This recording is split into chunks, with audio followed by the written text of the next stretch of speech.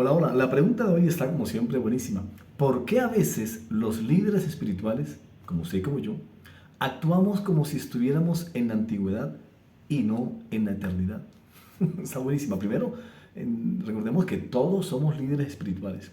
En esta relación eterna que Dios ha hecho a través de Él mismo, a través de Jesús, a través de su Hijo, todos somos líderes espirituales. Entonces, la pregunta es por qué a veces actuamos como si estuviéramos en la antigüedad y no como si estuviéramos en la eternidad, porque ahora estamos en Jesús. Ahora Jesús es en nosotros y nosotros en Jesús. Y vamos a ver un caso específico que está allí es el caso de Bernabé y Saulo, que eran unos líderes espirituales que encontramos en esos libros de los primeros libros del Nuevo Testamento, que conocemos en nuestras Biblias como Nuevo Testamento.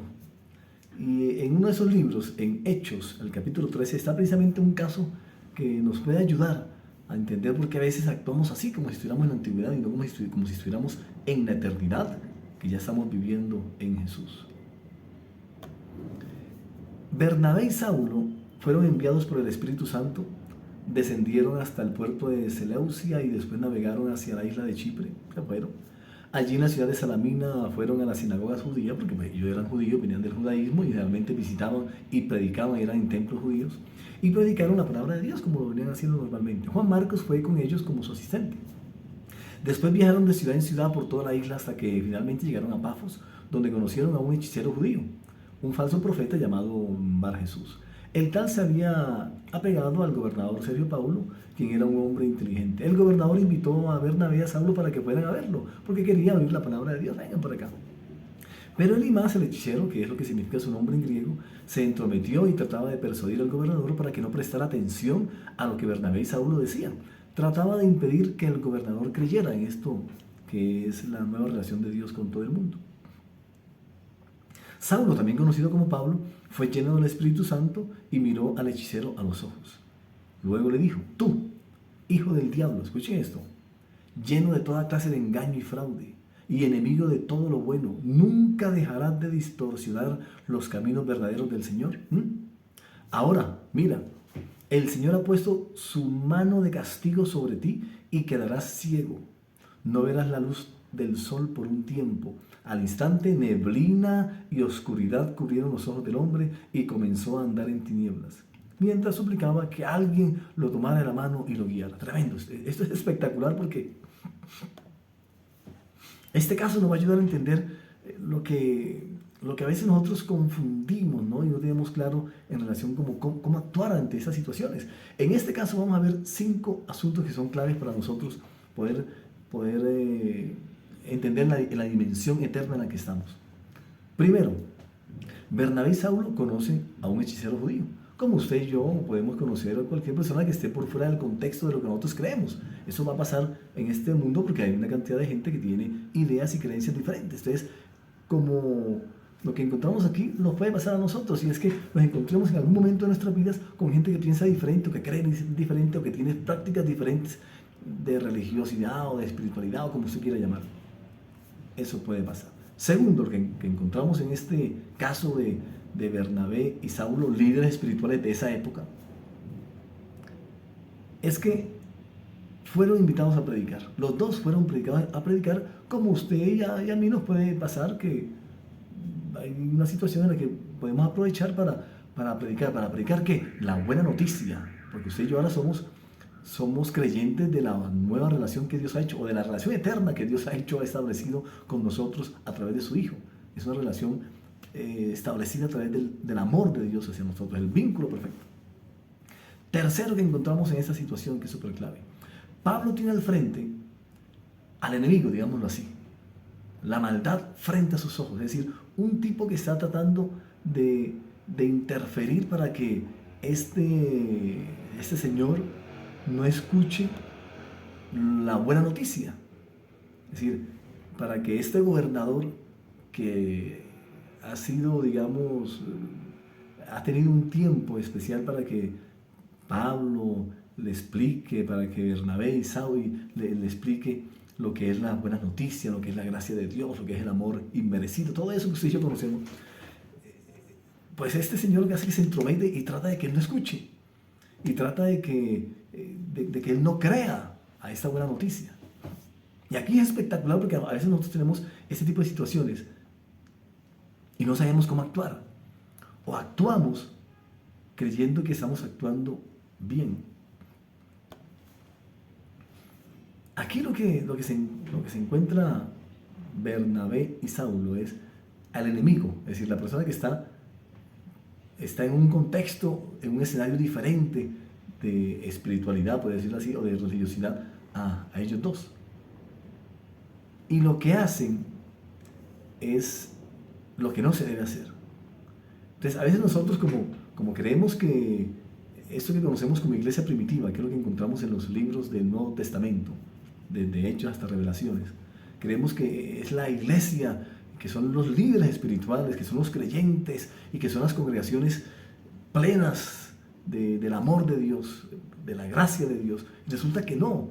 Lo que nosotros estamos viendo en esta serie es que la iglesia primitiva que encontramos en estos libros, o estas primeras congregaciones, en estos primeros líderes que encontramos en estos libros del Nuevo Testamento, son líderes que están en transición, que han conocido la gracia de Dios, el nuevo pacto en Jesús, como lo recibieron ellos, pero que lo administran con elementos del antiguo pacto al que ellos venían, que ellos eran judíos.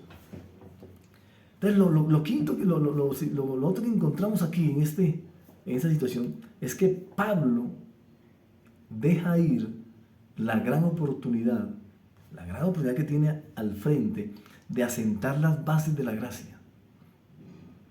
Usted y yo como líderes espirituales, porque usted y yo ahora en Jesús todos somos líderes espirituales, cualquier situación de la vida es una oportunidad.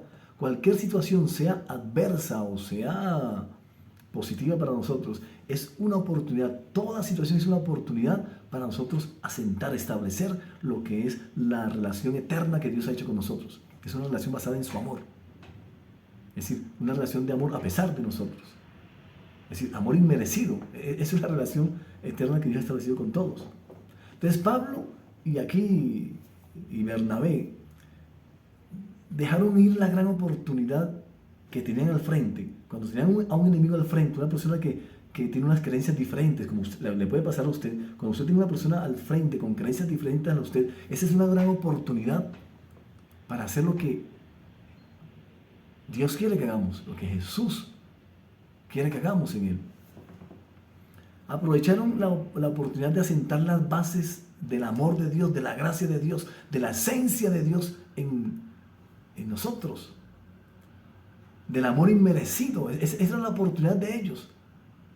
Y terminan actuando, él y su acompañante, Pablo terminó, este apóstol, este líder espiritual, terminó actuando como un practicante reacio de la relación antes de Jesús. Es decir, de la relación antigua, anterior a Jesús.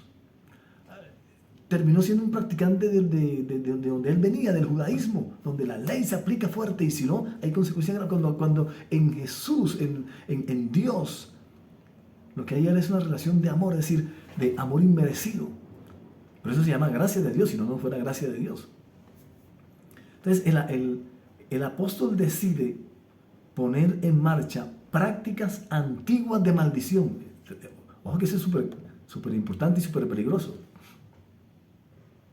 Porque nosotros podemos leer esto como líderes que somos, como creyentes que somos, y como vemos que Pablo hizo esto, entonces nosotros podemos tomar esa misma actitud y actuar de esa manera que es incorrecta.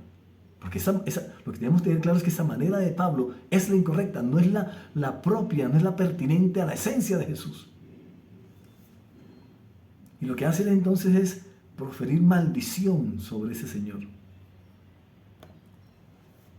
Él decide poner en marcha prácticas antiguas de maldición. Las prácticas de maldición son antes de Jesús, no corresponden a la eternidad en la palabra de Dios que es Jesús. Recuerden, la Biblia es la palabra inspirada, Jesús es la palabra de Dios. Y todo lo que se lee en la Biblia debe filtrarse por la palabra de Dios que es Jesús. Entonces, él pone en marcha prácticas de maldición, prácticas antiguas de maldición, correspondientes a su religión, a su religiosidad. En vez de amar a su enemigo como Jesús le enseñó, como Jesús enseña, en esto que para los judíos de esa época se conocía como el nuevo pacto o gracia de Dios. Lo que hace Pablo es recurrir a proferir lo peor para él. En vez de amoldarse a la esencia de Jesús, que es amar al otro a pesar del otro, lo que hace es que él retrocede a prácticas anteriores a Jesús, que eran válidas antes de Jesús, pero que en Jesús no son válidas. Tremendo, tremendo eso, porque esa es la mejor manera de nosotros ir conociendo qué fue la iglesia primitiva. Porque creemos que ese modelo de estos líderes es el que hay que seguir, que ese modelo de congregación es el que hay que seguir, que esa iglesia primitiva, ese modelo de creyentes es el que hay que seguir. Y no, son líderes espirituales, son creyentes y son congregaciones que hasta ahora se están formando en la gracia y cometen una cantidad de errores como este que cometió Pablo. Pablo deja ahí la gran oportunidad que tiene al frente de asentar las bases del amor de Dios, del amor inmerecido, de la eternidad, las bases de la eternidad, del pacto eterno de Dios con todos, del amor inmerecido, de la gracia de Dios, como dicen algunos, y termina actuando como un practicante reacio del antiguo pacto, de la antigua relación o de la relación antes de Jesús. Tremendo. Y eso es súper clave tenerlo, porque a veces creemos que la iglesia primitiva, esas primeras congregaciones, es el modelo a seguir. No, el modelo de la plenitud de la gracia, el modelo de creyentes somos usted y yo. El modelo de líderes de la gracia, líderes espirituales de la gracia, líderes plenos del amor de Dios, somos usted y yo. Y el modelo de congregaciones de la plenitud de la gracia de Dios, de la eternidad de Dios en nosotros, son las que nosotros podamos hacer con 2 o 3 personas cuando nos reunimos, que son las congregaciones actualmente. Una congregación es eso. Entonces, ¿qué fue la iglesia primitiva? Una serie de líderes, una serie de creyentes y una serie de congregaciones que estaban en transición de la relación antes de Jesús a la relación en Jesús. Por eso no son modelo, porque no son la plenitud de la gracia de Dios. Esa iglesia o esas iglesias o esas congregaciones o esos líderes o esos creyentes no son el modelo de plenitud de la gracia, del amor o de la eternidad de Dios en nosotros. No lo son. Somos nosotros llamados a hacerlo. En la práctica, la mayoría de los líderes de esa época, creyentes de esa época y congregaciones de esa época, de la época que encontramos en los libros del Nuevo Testamento, resolvían muchas de sus inquietudes recurriendo al modelo anterior a Jesús. Y eso es peligroso. Es muy peligroso, porque lo que hizo, por ejemplo, aquí Pablo fue salirse de la esencia eterna de Dios en nosotros, que es el amor inmerecido. Desaprovechó una gran oportunidad. Así que usted y yo, como líderes espirituales, usted y yo como creyentes de la eternidad, como líderes espirituales de la eternidad que somos, estamos llamados a ser el modelo de esa relación eterna de Dios. Somos nosotros los llamados. No hay que volver a la iglesia primitiva para encontrar el modelo. Tenemos que volver a encontrar a Dios en nosotros para ser ese modelo. Porque ahora Dios es en nosotros y nosotros en Dios. Jesús es en nosotros y nosotros en Jesús. Tenemos que encontrar el modelo. Nosotros somos ahora el modelo de esos creyentes, de esos líderes y de esas congregaciones de la relación eterna de Dios con todo el mundo. Esto es parte del vínculo perfecto entre Dios y nosotros con nosotros. Chao y nos vemos en el cielo.